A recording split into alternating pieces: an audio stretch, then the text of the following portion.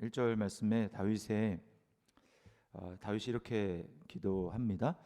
경건한 자가 끊어지며 충실한 자들이 인생 중에 없어지나이다. 세태를 바라보면서 하나님 앞에 마음으로부터 어떤 탄식의 기도를 하고 있습니다. 경건한 자가 없어진다. 또 충실한 자들, 진실한 자들이 점점 눈에 보이지 않는다. 뭘 보고 그렇게 판단할 수 있는가? 2절 말씀에 그들이 이웃에게 각기 거짓을 말하며 아첨하는 입술과 두 마음으로 말하는도다. 그러니까 거꾸로죠.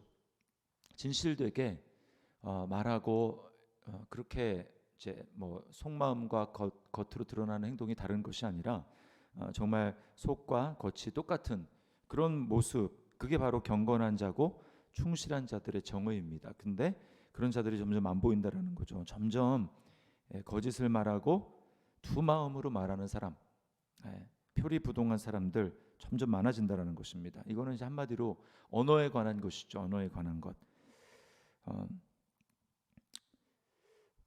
악한 말, 이게 바로 사실은 말이 거듭나기 전에 우리의 모습입니다. 그래서 로마서 3장에 보면 그 죄인의 모습을 뭐라고 이렇게 묘사하냐면 의인은 없나니 하나도 없다라고 하면서 그들의 목구멍은 열린 무덤이요 그 혀로는 속임을 일삼으며 그 입술에는 독사의 독이 있고 그 입에는 저주와 악독이 가득하고. 악인의 삶을 묘사하는 중에 대부분을 이 혀에다가 입술에다가 이야기를 하고 있습니다. 이게 바로 믿지 않는 사람들 그리고 악한 사람들의 가장 핵심입니다. 말로 사람을 얼마든지 죽일 수 있죠. 말로 사람을 얼마나 그 소망을 꺾어버리고 도전하게 만드는 것이 아니라 포기하게 만들 수가 있습니다. 이게 바로 말의 능력이죠. 그래서 이 악인들의 특징이 뭐냐면 4절 말씀에 이렇게 이야기합니다. 그들이 말하기를 우리의 혀가 이기리라 우리 입술은 우리 것이니 우리를 주관할 자 누구리요 함이로다. 뭐 말이야 내 마음대로니까 내 마음대로 말할 수 있는 것 아니냐라고 생각하고 입술을 자기 마음대로 한다라는 것이죠. 이게 바로 악인의 특징입니다. 하나님이 어딨냐 그러면서 함부로 얘기하는 것이죠.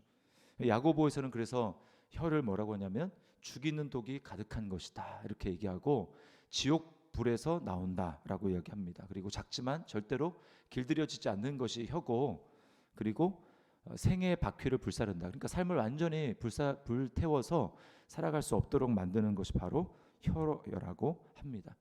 우리도 보면 어떤 부모로부터 또는 형제로부터 들었던 말 한마디, 너는 네가 그래서 뭘 하겠냐, 등등 해서 그런 말이 마음속에 한번 자리를 잡으면 평생 그게 빠지지 않고 그게 내 삶을 주관하는 그러한 생각이 됩니다. 그 말이 됩니다. 내 마음속에서부터 나도 모르지만 무언의 그 소리가 계속 이 귀에 들리는 것이죠. 뭔가를 하려고 하면 그게 바로 사탄의 역사입니다. 사탄의 역사. 그러나 거듭나게 될 때는 어떤 역사가 일어나냐면 말이 달라지고 우리 말을 주관하는 분이 내가 아니라 성령님이 됩니다. 그래서 사도행전 2장에 보면 오순절 성령의 강림이 있을 때 어떻게 됩니까? 성령의 말하게 하심을 따라 각기 다른 방언으로 말을 했다. 하나님 높임을 하나님의 크심을 높이는 것을 말했다. 이렇게 이야기하지 않습니까? 이게 이제 성령의 역사인 거예요. 점점 우리가 성령으로 충만해지고 하나님 영의 지배를 받게 될 때 내가 전과 달라진 점이 있다면 말이 달라지는 것입니다. 내 안에 안 된다 또 남에게 상처를 주는 그런 말이 아니라 내 안에 말을 다시 한번 생각하게 되는 것이죠. 그리고 이 하나님이 정말 기뻐하시는 말일까? 이 말을 통하여서 영원히 살아날 것인가 죽을 것인가 이것을 생각하고 말을 하게 되는 것입니다. 우리가 그것을 위해서 기도해야 됩니다. 다윗이 그래서 시편에 보면 뭐라고 이제 자주 고백하냐 하면 내 입술의 모든 말과 내 마음의 묵상이 주께 연락되기를 원하나이다. 이렇게 하나님 앞에 고백하죠. 이게 바로 믿는 자만이 할 수 있는 것입니다. 왜? 혀가 내 것이 아니라 주님의 것이요. 또 주님이 우리의 마음을 새롭게 하셨기 때문에 주님 뭐라고 말씀하셨죠? 이 말은 말이 다가 아니라 너희 마음에 가득한 것을 입으로 말한다. 우리 마음에 가득한 것이 뭐로 바뀌었어요? 하나님 나라의 말씀으로 바뀌었고, 하나님 나라의 소망으로 바뀌었고, 예수 그리스도의 우리를 용서해 주시고 구원해 주시는 그 은혜로 바뀌었기 때문에 이제는 우리는 마음에 내 생각대로 살려는 마음, 그것을 채우는 것이 아니라 하나님의 말씀으로 채우고 주님의 은혜로 채우고 주님의 나를 사랑하신 그 사랑을 묵상함으로 마음 가운데 채우기 때문에 말이 점점 달라질 수밖에 없는 것이죠. 3절 말씀에는 하나님이 이렇게 말씀합니다. 여호와께서 모든 아첨하는 입술과 자랑하는 혀를 끊으시리니. 결국 말은 심판을 받게 됩니다. 주님이 뭐라고 하냐면 마지막 날에 너희가 무슨 무익한 말을 했든지 그 말을 심판 받을 것이다. 그 말이 심판을 받을 것이다. 그리고 너희를 정죄하는 것은 내가 아니라 바로 너희가 한 말일 것이다. 이렇게 주님 말씀하셨어요. 그러니까 우리도 뭐 요즘에 그 SNS에 뭐 이렇게 많이 올리는 사람들 보면 과거에 자기가 올린 그 말로 정죄를 당하지 않습니까? 이게 이제 비단 SNS뿐만 아니라 우리 인생 전체를 놓고 봤을 때 우리가 그럴 일이 얼마나 많겠냐는 거예요. 기준에 따라서 내 기준이 막 바뀌잖아요. 이렇게 말을 했다가 또 저렇게 말을 했다가 이런 것을 봤을 때 사실 우리가 하나님 앞에 심판대에 딱 서면 우리가 아마 얼굴을 들지 못할 것입니다. 내가 이런 말을 했구나. 그 말이 우리를 정죄하는 것이죠. 그러니까 이건 빼도 박도 못하는 거예요. 주님이 이렇게 말씀해요. 너희가 한 말로 너희가 정죄를 받을 것이다. 사실 우리가 이렇게 살 수밖에 없는 거짓과 또 두 마음으로 살 수밖에 없는 이유는 우리가 사탄에게 속기 때문입니다. 사실은 거짓의 아비는 사탄이죠.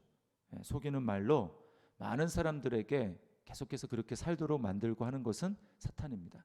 계속해서 세상의 영을 가지고 이렇게 말을 해야 살아남을 수 있고 이익을 누릴 수가 있고 이 세상 가운데 이익을 최대한 볼 수 있다라고 말하면서 그 영에 속아가지고 사람들이 사는 것이죠. 그래서 하나님 말씀이 아니라 이렇게 해도 괜찮아, 결코 죽지 않아 라고 말하면서 하나님의 진리의 말씀이 아니라 내 생각대로 하나님 말씀을 짓누르고 살아가는 것이죠. 그래서 우리는 얼마나 하나님의 낯을 피하고 말씀을 피하고 자신의 육체의 욕망을 따라 살아가려고 하는지 모릅니다. 그래서 잘못을 해도 정직하게 자신의 잘못을 인정하고 뭐 내가 잘못했다 이렇게 얘기하기보다는 항상 핑계를 대죠. 원래 내 의도는 그게 아니었다. 그 사람이 나를 오해한 거다. 나는 단지 시간이 부족했을 뿐이다. 그 사람이 나를 꼬셔서 어쩔 수 없이 한 거다. 등등 수많은 이 변명과 핑계로 우리는 이야기를 할 때가 참 많이 있습니다. 예수를 믿어도 그럴 때가 참 많아요. 왜 그렇습니까? 우리 마음 가운데 두려움 때문에 그렇죠. 두려움. 이게 바로 죄의 속성인 것입니다. 있는 모습 그대로 얘기하면 나의 추악함이 다 드러나고 그런 나를 싫어하고 받아들이지 않을까 봐 어떻게든 좋은 이미지를 내가 풍기도록 포장하고 미워하려고 하는 것이죠. 사람에게는 통하지만 하나님께는 통하지가 않습니다. 그러나 우리가 믿는 사람으로서 우리가 조금만 생각해 보면 하나님이 우리에게 주신 은혜가 뭔가? 그것은 자신의 연약함을 인정하고 또 내 모습을 있는 그대로 직면하게 하고 고백할 수 있도록 만든 것입니다. 그게 바로 하나님의 은혜죠. 왜 그렇습니까? 5절 말씀에 보면 여호와의 말씀에 가련한 자들의 놀림과 궁핍한 자들의 탄식으로 말미암아 내가 이제 일어나 그를 그가 원하는 안전한 지대에 두리라 하시도다. 안전한 지대. 이게 바로 주님의 은혜죠. 예수 그리스도 안에서 우리는 안전합니다. 주님이 이미 나의 거짓과 부정직함 또 숱한 죄에 대해서 십자가에서 이미 정죄를 받으시고 심판을 받으시고 처벌을 받으시고 죽으셨어요. 그러므로 이제 하나님 앞에서 나는 하나님의 사랑받는 자녀로 완전한 용납과 사랑을 받았습니다. 그러므로 믿음으로 내가 그리스도 안에 거한다라고 하는 것은 더 이상 내가 그리스도 안에서 믿음을 가지고 하나님 앞에 나아가면 내가 어제까지 어떠한 삶을 살았던지 새롭게 그 은혜를 바라보며 일어설 수 있다라는 것을 얘기하고 하나님 앞에서 내가 내 죄를 나의 연약함을 고백하기만 하면 하나님은 하나도 그것을 기억하지 못하시고 네가 언제 그런 죄를 지었니? 기억하지 않으시고 우리를 완전히 새롭게 그리스도의 피가 우리를 깨끗하게 하시기 때문에 더 이상 우리는 우리 죄를 감출 필요도 없고 안 그런 것처럼 두려워서 숨길 필요도 없습니다. 주님 안에서 이것을 완전히 하나님께서 해결해 주셨기 때문에 그래서 우리가 은혜라는 것이고 우리가 고백할 수 있는 것이고 새로운 삶을 새롭게 살아갈 수가 있는 것입니다. 여러분 이게 얼마나 놀랍고 큰 은혜인지 몰라요.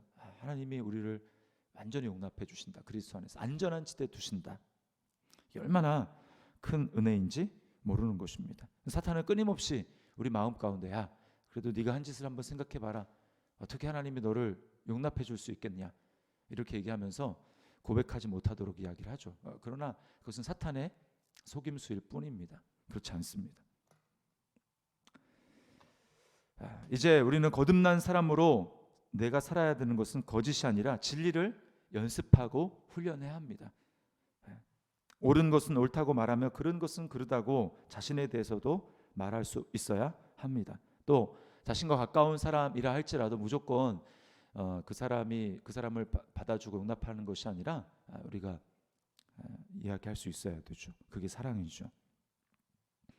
자, 그렇게 하기 위해서 우리가 해야 될 훈련이 뭔가? 6절 말씀해 보면 여호와의 말씀은 순결하며 흙 도가니에 7번 단련한 은 같도다. 말씀의 훈련이 그래서 필요한 것입니다. 왜? 세상에는 진리가 없어요. 세상에는 우리의 모습을 진짜 보여줄 수 있는 거울이 없습니다. 하나님의 말씀만이 여기 보니까 흙도가니에 7번 단련한 은 완전히 7번 단련했다는 것은 찌꺼기가 하나도 없이 완전히 순수하다라는 것입니다. 그래서 그 말씀 앞에 딱 설 때 그때만 우리의 거짓된 모습을 발견하고 나의 연약함을 발견하게 되고 내가 하나님 앞에 돌이켜야 될 것이 무엇인지 깨달을 수가 있는 것입니다. 그래서 우리가 날마다 말씀 앞에 서야 되는 이유가 여기에 있는 것이죠.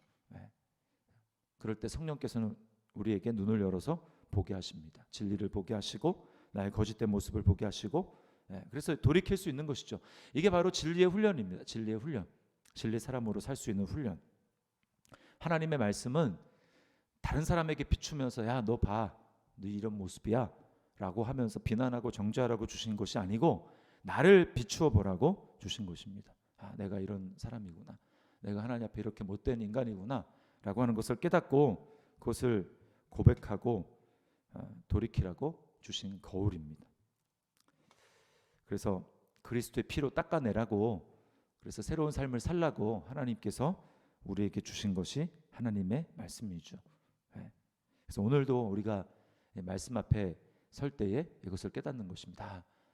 내 입술을 다시금 새롭게 해야 되겠구나. 내 말을 다시금 하나님의 진리의 말씀으로 무장을 해야 되겠구나라고 깨닫는 것이죠.